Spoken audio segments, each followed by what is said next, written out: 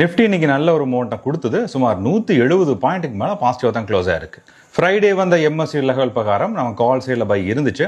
அதே மாதிரியே put சைட்லையும் buying இருந்துச்சு. ஒரு இம்பார்ட்டன்ட் லெவலில் 25,800 அப்படிங்கிறது பாட்டம் லெவல் ஆகும். 25,900 அப்படிங்கிறது மெயின்டைன் பண்ணியிருந்தாங்க. அப்போ என்ன அர்த்தம்? எப்பவுமே வாலட்டில் என்ன பண்ணணும்? பிரேக் அவுட் ட்ரேட் முறையில் நம்ம ட்ரேட் பண்ணணும். அப்போ வாலட்டைல் மார்க்கெட்ல 2 சைட் பை இருக்கு இல்லைங்களா? அப்போ என்ன அர்த்தம்?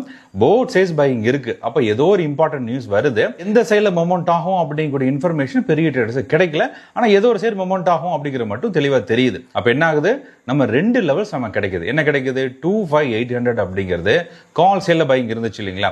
அதே மாதிரி என்ன ஆகுது? 25,900 அப்படிங்கிறது புட் சைட்ல ஹியூஜா பையிங் இருக்கு. அப்போ என்ன சொல்லியிருக்கோம்? எப்பவுமே இந்த மாதிரி வாலட்டைல் லெவல்ஸ் என்ன ஆகணும்? பிரேக் அவுட் ஆகணும். என்ன பிரேக் அவுட் ஆகணும்? ஒன்னா 25,800 அப்படிங்கிறது பாட்டம் லெவல் பிரேக் அவுட் ஆகணும், இல்லைன்னா 25,900 அப்படிங்கிறது டாப்ல பிரேக் அவுட் ஆகணும். இன்னைக்கு என்ன நடந்துச்சு? 25,900 பிரேக் அவுட் ஆச்சு.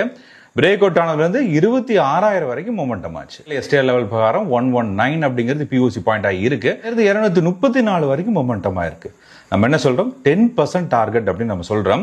10% டார்கெட் அப்படின்னா 119 10% அளவு 19 ரூபா அப்படிங்கிறது நம்ம டார்கெட்டா மெயின்டைன் பண்ணணும். அப்போ 119 இருந்து 19 பாயிண்ட் வந்துருச்சு இல்லைங்களா? அப்ப என்னாச்சு?